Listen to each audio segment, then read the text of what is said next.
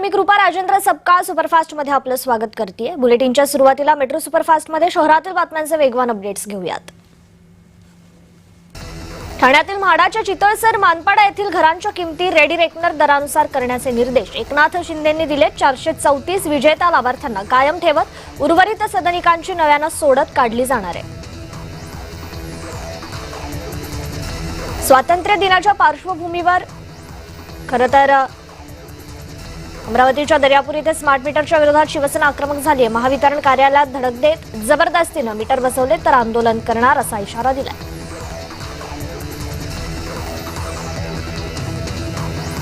स्वातंत्र्य दिनाच्या पार्श्वभूमीवर भाजपकडून तिरंगा रॅलीचं आयोजन करण्यात आलं। यात मुख्यमंत्री देवेंद्र फडणवीस, भाजप प्रदेशाध्यक्ष रवींद्र चव्हाण, मुंबई अध्यक्ष अमित साटम, मुंबईच्या महापौर रितू तावडे सहभागी झाल्या होत्या।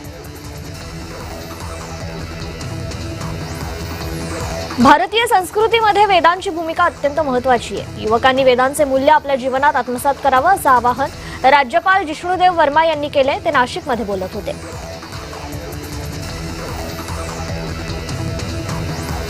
अमरावती जिल्हाधिकारी कार्यालयासमोर विदर्भ राज्याच्या निर्मितीसाठी एक दिवसीय अन्नत्याग आंदोलन करण्यात आलं। विदर्भाच्या नैसर्गिक साधन संपत्तीचा लाभ जनतेला मिळाला पाहिजे अशी मागणी यावेळी करण्यात आली आहे। इम्तियाज जलील यांच्या वाढदिवसानिमित्त सोलापुरात अनोखा उपक्रम साजरा करण्यात आला। इम्तियाज नाव असलेल्या व्यक्तींना तब्बल 5 लिटर मोफत पेट्रोल तसेच रक्षाबंधनानिमित्त महिलांनाही 5 लिटर मोफत पेट्रोलचा वापर करण्यात आला। टाटाचे व्यवसाय प्रमुख राजेश कौर यांनी मराठी येत नसल्यानं परिवहन मंत्र्यांसमोर माफी मागितली। परिवहन मंत्र्यांनी रिक्षा चालकांना मराठी अनिवार्य केली आहे, मात्र ते व्यावसायिकांनाही मराठी शिकवणार का असा प्रश्न या निमित्तानं उपस्थित करण्यात आलाय। मुख्यमंत्री देवेंद्र फडणवीस यांच्या प्रमुख उपस्थितीत 11 ऑगस्टला पुण्यात भव्य तिरंगा यात्रा निघते। तिरंगा गौरव समिती पुणे यांच्या वतीनं स्वातंत्र्य दिनाच्या पार्श्वभूमीवर तिरंगा रॅलीचं आयोजन करण्यात आलं। राज्यात ई-वाहनांच्या चार्जिंगसाठी सरकारी यंत्रणांकडून पायाभूत सुविधा उभारण्यास वेग आलाय। एसटी महामंडळानं राज्यातील 45 ठिकाणी 285 चार्जिंग केंद्र उभारली आहेत। एसटी कामगारांच्या पगाराबाबत मंत्री सरनाईकांनी आक्रमक भूमिका घेतली आहे। अर्थ विभागाच्या कार्यालयात जाऊन जाब विचारणार असं ते म्हणाले।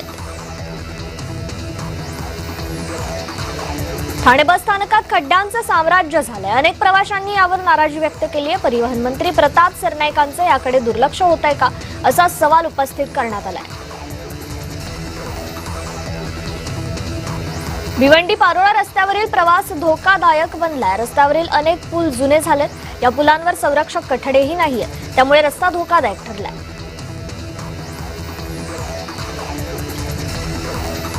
नाशिकच्या नांदगावात शेतकरी कामगारांच्या मागण्यांसाठी जेल भरो आंदोलन करण्यात आलं। CITU आणि अखिल भारतीय किसान सभेच्या वतीनं तहसील कार्यालयासमोर हे आंदोलन छेडण्यात आलं। नाशिकमध्ये मागील 1 महिन्यात 45 वेळा भूकंपाचे हादरे जाणवलेत। 4 रिश्टर स्केलच्या खालचे हे भूकंप होते। जिल्हाधिकारी आयुष प्रसाद यांनी ही माहिती दिली आहे।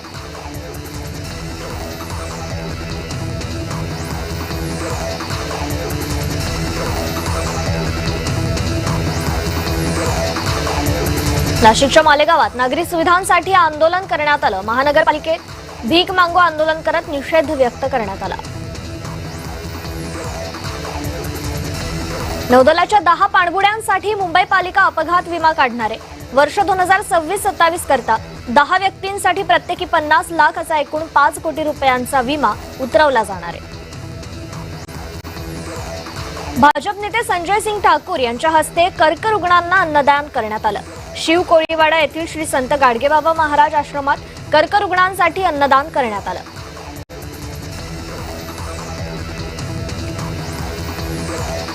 ठाणे जिल्ह्याची पाण्याची चिंता मिटलीये। बारवी धरण 100% भरलंय। धरणातून विसर्ग सुरू करण्यात आलाय।